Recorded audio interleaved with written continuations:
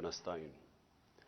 आज मैंने अपनी कौम से बात करने की इसलिए ज़रूरत समझी क्योंकि अभी एक हमारी असेंबली के अंदर एक मिनी बजट आया और ये जो मिनी बजट है इससे एक अवाम के ऊपर एक पूरा एक मज़ीद और महंगाई का बोझ पड़ने लगा। तो मैं अपनी कौम से सिर्फ, क्योंकि मैं बड़ी देर से आपसे बातें करता रहा हूं, मैं सिर्फ आज इसलिए बात कर रहा हूं कि देखें ये जो हो रहा है ना पाकिस्तान से, ये होना ही था। जब हमारी हुकूमत हटाई गई तो मैं तब से कह रहा हूं कि मुल्क के मसलों का हल सिर्फ एक है, वो इलेक्शंस करवाएं और अवाम के मैंडेट से एक हुकूमत लेके आएं, जो हुकूमत फिर वो फैसले करे मुल्क के लिए जो मुश्किल फैसले हैं, लेकिन क्योंकि अवाम के मैंडेट से वो हुकूमत आई होगी वो फैसले कर सकेगी। और मैं तब से कह रहा हूं कि इलेक्शन के अलावा पाकिस्तान के मसले मसाइल का कोई हल नहीं। हमारी जब हुकूमत जो साजिश हुई और जब गिराई गई तो मैंने ये एक चीज बार बार कही कि जो नई हुकूमत आएगी उससे ये मुल्क संभाला नहीं जाएगा। जो वो आज कहते हैं, जो साहब के जनाब इमरान खान मुल्क बर्बाद करने लगा था, उसको भी बताया कि देखें अगर आपने इस वक्त सियासी इस्तेकाम ना कायम किया, यानी कि अगर पॉलिटिकल इंस्टेबिलिटी आती है तो ये जो आपने चोरों का पलंदा जो इकट्ठा करके हमारे ऊपर मुसल्लत करने लगे हैं ये नहीं संभाल सकेंगे। तो आज ये जो मिनी बजट है ये जरा पूरी कहानी देखें कि 10-11 महीने में पाकिस्तान किधर से किधर पहुंच गया। और मैं आज ये पहले बजट के ऊपर अपना छोटा सा तबसरा करके मैं आज ये कहना चाहता हूं कि ये रुकना नहीं लगे। ये हम अगर आईएमएफ की बातचीत मान भी गए, ये अभी यहां रुकने नहीं लगा। हमारे मुल्क का जो तेजी से हम दलदल में फंसे हुए हैं और फंसते जा रहे हैं। देखें, जब इनकी हुकूमत आई तो सबसे पहले दुनिया पाकिस्तान को कैसे देखती थी। हमारा जो जिसको कहते हैं एक डिफॉल्ट रिस्क रेशो कि एक मुल्क ने जो कर्जे लिए हुए हैं वो क्या चांस है वो कर्जे का डिफॉल्ट करने का, वो 5% था। आज मुल्क के हालात ये हैं कि जो लेटेस्ट जो इंटरनेशनल क्रेडिट एजेंसी जो बताती है कि पाकिस्तान के माशी हालात क्या है, उसमें फिच एक एजेंसी है, उसने CCC- कर दिया पाकिस्तान को। यानी हम अब वो श्रीलंका की स्टेज के ऊपर पहुंच गए हैं कि दुनिया हमें वो देख रही है, वो मुल्क जो कि अब एक बास्केट केस बन गया, यानी वो डिफॉल्ट के उतना करीब पहुंच गया कि किसी बाहर के मुल्क ने इस मुल्क को कर्जे भी नहीं देने, कमर्शियल बैंक्स ने कर्जे नहीं देने, कोई इन्वेस्टमेंट नहीं पाकिस्तान में आनी। तो जो आज हालात हैं इसके अंदर अगर हम ये समझ रहे हैं कि आईएमएफ के हम ये बातचीत मान जाएंगे उससे मुल्क ठीक हो जाएगा, इस खुशफहमी में कोई ना रहे, क्योंकि जो मुश्किल हालात अब ये मजीद और बिगड़ेंगे। तो मैं पहले अपनी कौम को सिर्फ याद कराना चाहता हूं कि जब हमारी हुकूमत हटाई गई थी और आज आम आदमी की जिंदगी में क्या फर्क पड़ा है। मैं मुखातिब हूं अपनी आम आवाम से, अपनी मिडिल क्लास से, सैलरीड क्लास जो तनख्वाहदार तबका है, वो आज किस मुश्किलात से गुजर रहा है। मैं वो लग्जरी आइटम्स की नहीं बात कर रहा कि बड़ी बड़ी गाड़ियों की, इंपोर्टेड चीज़ की और वो जो हमारी पैसे वाले लोग चीज़ें लेते हैं उसकी महंगाई की बात नहीं कर रहा। मैं बात कर रहा हूं जो सारी जो ख्वातीन आज मेरा ये सुन रही हैं, जिनको अपने खाने पीने की चीज़ें जो उनको चाहिए होती है अपने ख़ानदान को, सही बच्चों को सही खाना खिलाने के लिए, मैं उनकी बात कर रहा हूं कि उनके ऊपर आज क्या गुजर रही है। ज़रा ये देख लें। जब ये सारों ने मिलके, ये जो आज पीडीएम के लोग हैं, ये सारे कहते थे जी महंगाई हो गई, महंगाई मार्च करो, 4 रुपये हमने वो पेट्रोल की कीमत ऊपर की तो कहा कि पेट्रोल बम गिर गया है। तो उन्होंने एक दफ़ा वो फजल रहमान आ गया था महंगाई मार्च करके, दूसरी तरफ वो काम पे टांगने वाले वो बिलावल आ गया था, उसके बाद 2 दफ़ा फजल रहमान और उसके बाद ये مریم نے کوئی راستے میں رہ گئی تھی، اس کی بھی لانگ مارچ، لیکن سب کا ایک کہہ رہے تھے کہ مہنگائی سے لوگ تباہ ہو گئے۔ تو آج اللہ کیونکہ الحق ہے، سچ کا خدا ہے، اس کی وعدہ ہے کہ وہ سچ سامنے لے آئے گا۔ ذرا آج قوم کو بتانا چاہتا ہوں کہ آج آٹا ہمارے دور میں 60 روپے کلو تھا، آج 135 روپے کلو پہنچ گیا، جو عام آدمی کھانے کی اس کی پینے کی چیز ہے۔ جو گھی ہے وہ 380 ارب تھا، آج 600 ارب کے جی پہنچ گیا۔ جو چکن عام آدمی کی، جو خاص طور پہ کبھی کبھی اپنے بچوں کو وہ چکن کھلاتے ہیں، وہ 335 روپے کے جی سے 700 روپے کے جی پہ پہنچ گیا۔ جو دالیں ہیں، جو عام آدمی گھروں میں، عام آدمی کی تو دال روٹی، پیاز کی قیمت دگنی سے بھی زیادہ ہو گئی ہے۔ دالیں گئی ہیں 250 روپے کے جی سے 400 روپے۔ اور اب کسان، دیکھیں، ہمیں جب تک کسان کو نہیں اٹھاتے، اور جو ہم نے پوری کوشش کی اٹھانے کی، اور ماشاءاللہ ہمارے دور پہ آخری 2 سال میں کسانوں کے پاس ریکارڈ پیسہ آیا۔ ہم نے ان کو ٹائم پہ جو گنے کی فصل کٹتی تھی، شوگر مل سے ٹائم پہ پیسہ لے کے دیا، پوری قیمت لے کے دی، کٹوتی ختم کی، ٹائم پہ پیسہ ملو اور اپنی زمینوں پہ لگایا۔ ریکارڈ 4 فصلوں کی ریکارڈ پروڈکشن 2 سال ہوئی ہماری، یعنی بمپر کراپس ہوئی۔ تو آج وہ جو یوریا استعمال کرتا ہے وہ 1668 روپے ہمارے دور میں تھا، آج یوریا گیا ہے 3000 روپے پہ۔ ہمارا جو پھر میں اور بھی چیزیں جو گھر بنانے کے لیے سریا لوگ استعمال کرتے ہیں، سیمنٹ استعمال کرتے ہیں، تو سیمنٹ گیا ہے 865 روپے سے 1062 روپے پہ۔ جو سریا استعمال کرتے ہیں وہ 2 لاکھ روپیہ ٹن سے، سلیب سے، وہ گیا ہے 3,05,000 پہ۔ 2 لاکھ سے 3,05,000 پہ۔ اب جو لوگوں نے گھر بنا رہے ہیں، کنسٹرکشن کر رہے ہیں، ان سب کو مشکلیں پڑ گئی ہیں۔ جو پروجیکٹس تھے ہمارے، مثلا آپ سڑکیں بن رہی تھیں، جو پرانے پروجیکٹس چل رہے تھے، ان سب میں مشکلیں پڑ گئی ہیں۔ ہم جو شوکت خانم بنا رہے ہیں، اور جو انشاءاللہ اس سال کی اینڈ میں کھلنا تھا کراچی میں، اب وہ سارے ہمارے جو ایسٹیمیٹس ہیں وہ سارے اپسیٹ ہو گئے ہیں۔ امپورٹس رک گئی ہیں، جو سٹیل کی امپورٹس تھی، کئی چیزیں رک گئی ہیں۔ تو سارے اس طرح پروجیکٹس جو آن گوئنگ پروجیکٹس ہیں، سب متاثر ہو گئے ہیں، یہ جو قیمتیں بڑھی ہیں سیمنٹ کی اور سٹیل کی۔ لوگ گھر بنا رہے تھے، ان کے گھروں کے قیمتیں ایک دم اوپر چڑھ گئی ہیں۔ پھر دوائیں، انہوں نے امپورٹس کے اوپر جو بین کیا ہے، جو لائف سیونگ ڈرگز ہیں، جو خاص طور پہ آپ استعمال کرتے ہیں، کینسر کی ڈرگز، ہارٹ کے لیے، وہ ان سب میں قلت آ گئی ہے، کیونکہ یہ جو سوچے سمجھے بغیر سب امپورٹس بند کیے ہیں، جس میں متاثر ہو رہے ہیں ہاسپٹلز اور وہ مریض جن کی سیریس بیماریاں۔ اچھا، اب یہ نئے بجٹ آ گیا، یہ میں آپ کو بتا رہا ہوں، یہ اب تک جو مہنگائی ہوئی تھی، اب یہ جو انہوں نے ابھی جو آج لے کے آئے ہیں، اس کے اندر گیس اور بجلی، میں عوام آدمی کی پھر بات کر رہا ہوں کہ جو گیس کا جس کا بل 3000 کا آتا تھا، وہ آج ہو جائے گا 4300 کا۔ جو بجلی کا بل جن کے گھر 10,000 آتا تھا، وہ 13,000 پہ چلا جائے گا۔ سو یہ مزید میں آپ کو آج کے بل کے بعد جو مہنگائی ہے، sales tax across the board بڑھا دیا ہے، یعنی ساری چیزیں، کیونکہ سیلز ٹیکس انہوں نے بڑھایا، ساری چیزیں اس سے مہنگی ہوں گی۔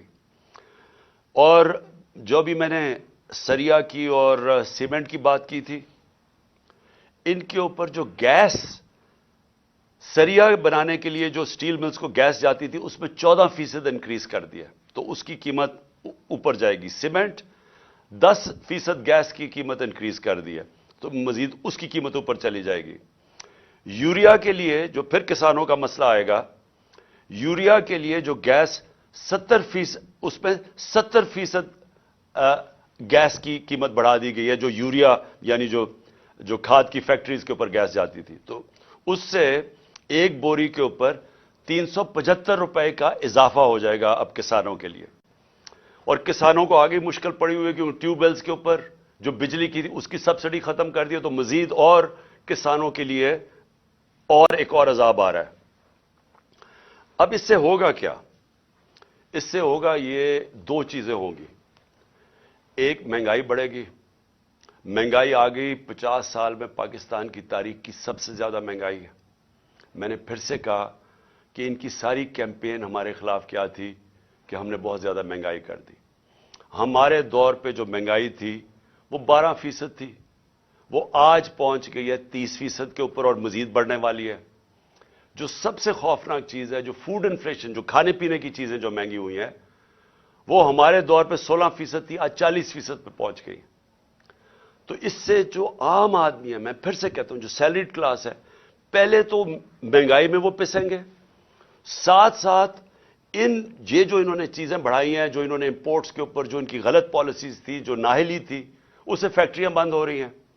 ہماری جو ریکارڈ انڈسٹریل پروڈکشن تھی، ہماری جو انڈسٹری اضافی تیزی سے بڑھ رہی تھی، آج وہ منفی پہ چلی گئی ہے.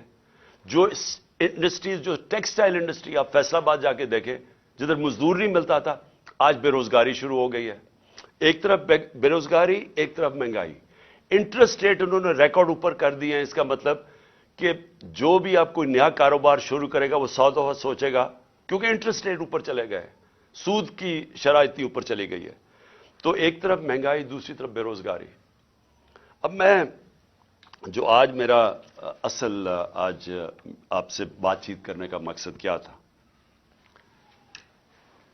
اب آگے ہم کیا کر رہے ہیں، جا کدھر رہے ہیں. میں اس لیے آپ سے کہہ رہا ہوں کہ یہ جو مزید مہنگائی آئی ہے، اور یہ جلدی جلدی انہوں نے کی ہے. شروع میں ان کو سمجھ نہیں آئی کیا کرنا تھا. اپنے این آر او کے اوپر انہوں نے وقت گزارا. ان کو صرف ایک پڑی ہوئی تھی کہ کس طرح کے ان کے 1100 ارب روپے کے ان کے اوپر کرپشن کیسز تھے وہ ختم ہو. ہم ہر سال، ہمارے 3.5 سال کے اندر، ہر سال جو نیب ریکور کرتی تھی چوری کا، وہ 160 ارب روپیہ تھا.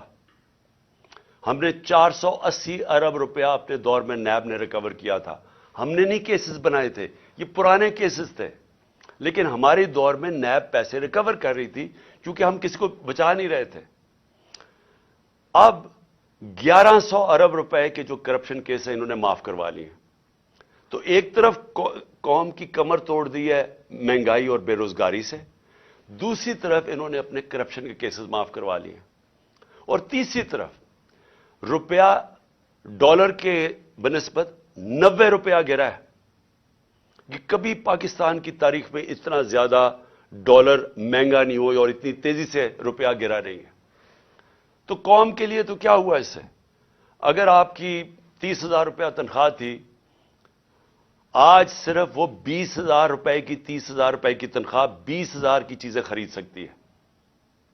آج جو ڈی ویلیویشن ہوئی ہے، ساری قوم کا جو جیسے کہتے ہیں نا جی ڈی پی، کیونکہ جی ڈی پی ڈالر سے میجر ہوتی ہے، تو پر کیپٹا انکم ڈالر سے میجر ہوتی ہے، وہ ساری نیچے آ گئی ہے.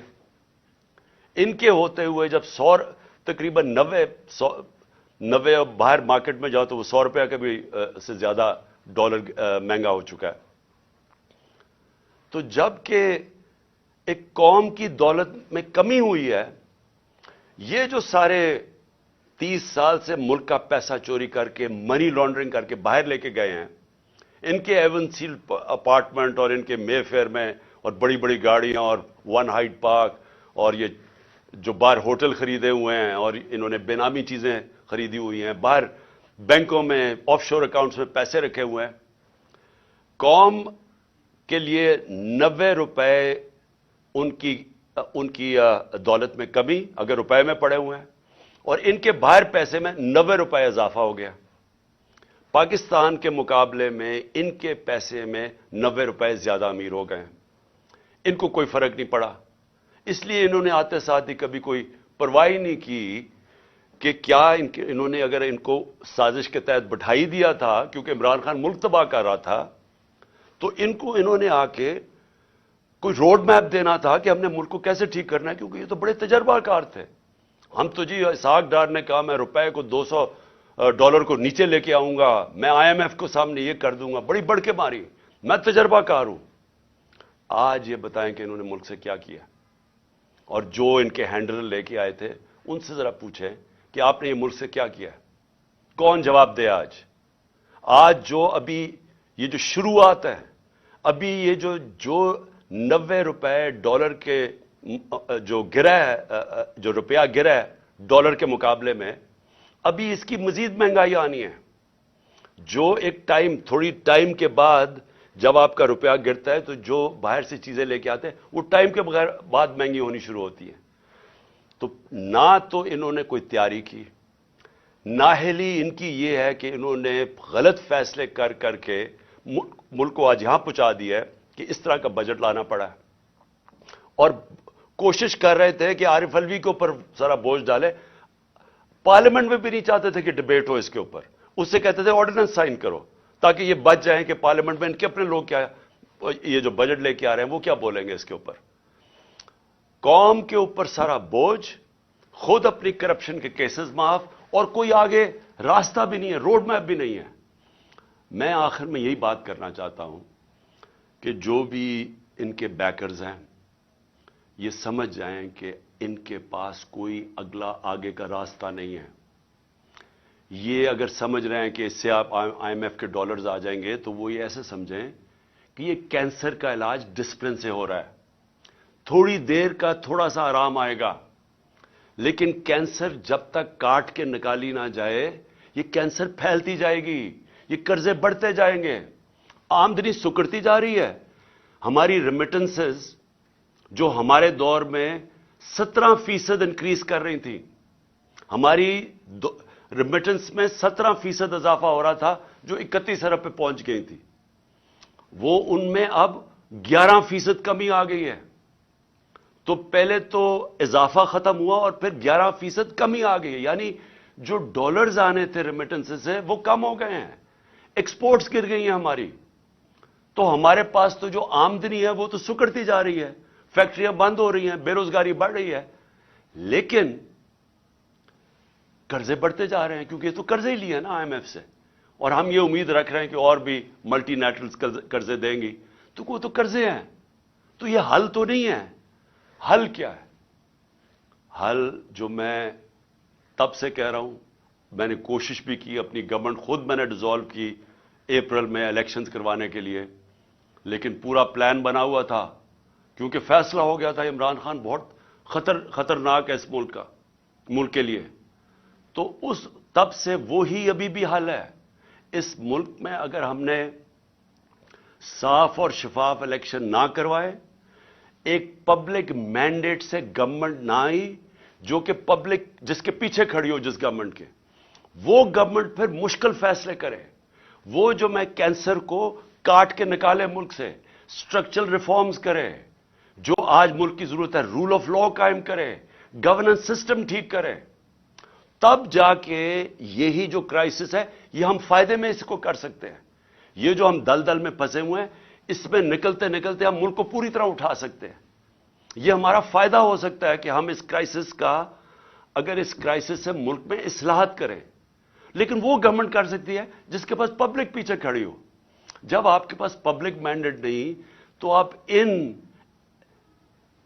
PDM کے یہ جو اوپر 60% لوگ ضمانت پہ ہیں کرپشن کیسز پہ، اور ان کا سلوشن یہ ہے، کیونکہ ان کے پاس تو حل کوئی نہیں ہے، ان کا سلوشن یہ ہے کہ عمران خان کے اوپر 60 FIR کاٹ دو، اس PTI کے لوگوں کو جیلوں میں ڈالو، ان کے اوپر تشدد کرو، ان کو خوف پھیلاؤ، ان کو ڈراؤ دھمکاؤ، اور ان کو اور اس طرح کرو کہ جب وہ بالکل پارٹی ان کی ٹوٹ جائے تو پھر الیکشن کرواؤ۔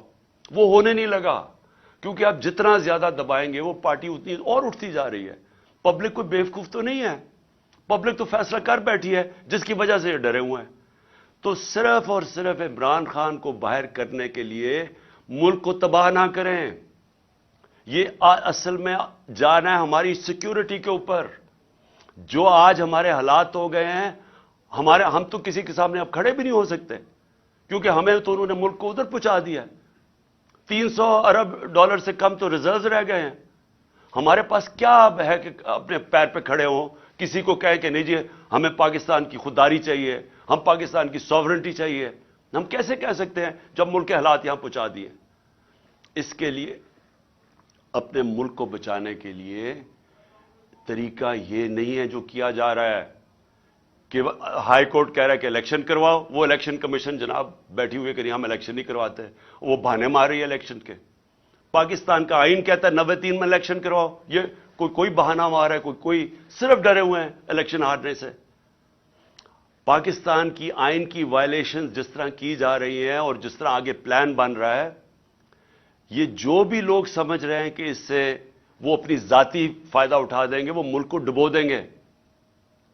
اور میں آج اس لیے یہ کہہ رہا ہوں کہ ہم بڑے آرام سے ملک کے اندر اس وقت اگر ہم چاہیں، اتنی بڑی پارٹی ہے، ہم اگر وہ مظاہرے کریں اور ملک بند کرنے کی کوشش کریں، سٹرائکس کریں، ملک تو آگے حالات برے ہیں۔ اس لیے ہم نے پرامن احتجاج کا فیصلہ کیا کہ ہم جیل بھرو تحریک شروع کرنے والے ہیں، بتانے کے لیے کہ آپ اس طرح ایک ملک کو استعمال تھوڑے سے لوگوں کے ذاتی مفادات کے لیے نہیں کر سکتے۔ یہ ملک 22 کروڑ لوگوں کا ملک ہے، یہ تھوڑے سے لوگ اس ملک کو اپنے مفادات کے لیے تباہ نہیں کر سکتے۔ اس لیے ہم جیل بھرو تحریک کی پوری تیاری کر رہے ہیں، میں اناؤنس کرنے والا ہوں۔ اور لوگوں کو صرف خوف دور کرنے کے لیے کہ یہ سمجھتے ہیں کہ خوف پھیلا کے، جیلوں میں ڈال کے، ایف آئی آرز کر کے یہ اسی طرح بیٹھے رہیں گے اور پھر کسی نہ کسی طرح دھاندلی کر کے یہ ایک وہ الیکشن کمیشن، بے ضمیر الیکشن کمیشن کے ذریعے ایک جانبدار الیکشن کمشنر کے لیے یہ جو چیف الیکشن کمشنر ہے اس کو استعمال کر کے کسی طرح پھر ان چوروں کو مسلط کر دیں گے۔ یہ ہونے نہیں لگا، ملک کو نقصان پہنچ رہا ہے۔ اور میں آخر میں اپنی ساری قوم کو کہنا چاہتا ہوں، پھر سے میں ایک بات کہنا چاہتا ہوں اور بات ختم کرتا ہوں کہ دیکھیں وہ ہم اس موڑ پہ کھڑے ہو گئے ہیں جس کا ہم سب کو خطرہ تھا کہ ایک دن جب سے یہ امپورٹڈ حکومت آئی ہے کہ خدا نہ خواستہ ہم یہاں نہ پہنچ جائیں۔ ہم وہاں پہنچ گئے ہیں۔ ہمارے سامنے اب صرف 2 راستے ہیں۔ ہم چپ کر کے اب انتظار کریں کہ مزید ملک تباہی کی طرف جائے، یا ہم ایک پرامن احتجاج کی تحریک کے اندر سب شامل ہوں اور بتائیں ان کو کہ آئین اور قانون کے بغیر کوئی دنیا کا معاشرہ نہیں چل سکتا۔ دنیا کا معاشرے جتنے بھی ہیں وہ رول آف لا پہ چلتے ہیں، اور رول آف لا آئین ڈیفائن کرتا ہے، اور آئین آپ کو کہتا ہے کہ 90 دن میں الیکشن کروائی جائے۔ اس سے جتنا آپ پیچھے ہٹتے جائیں گے، آپ ملک کو ادھر دھکیلتے جائیں گے، جدھر ملک جس کو کہتے ہیں بنانا ریپبلک، جدھر جنگل کا قانون ہوتا ہے ادھر ملک کو دھکیلا جا رہا ہے۔ ہم یہ کبھی ہونے نہیں دیں گے۔ اور میں نے صرف اپنے لوگوں کو بھی سب کو تیار کیا، اپنی قوم کو، کہ ہم ایک پرامن احتجاج کے لیے تیار ہو جائیں، کیونکہ مجھے ابھی تک کوئی نیت نہیں نظر آ رہی ان کی آئین کے اوپر چلتے ہوئے 90 دن میں الیکشن کروانے کی۔ پاکستان زندہ باد۔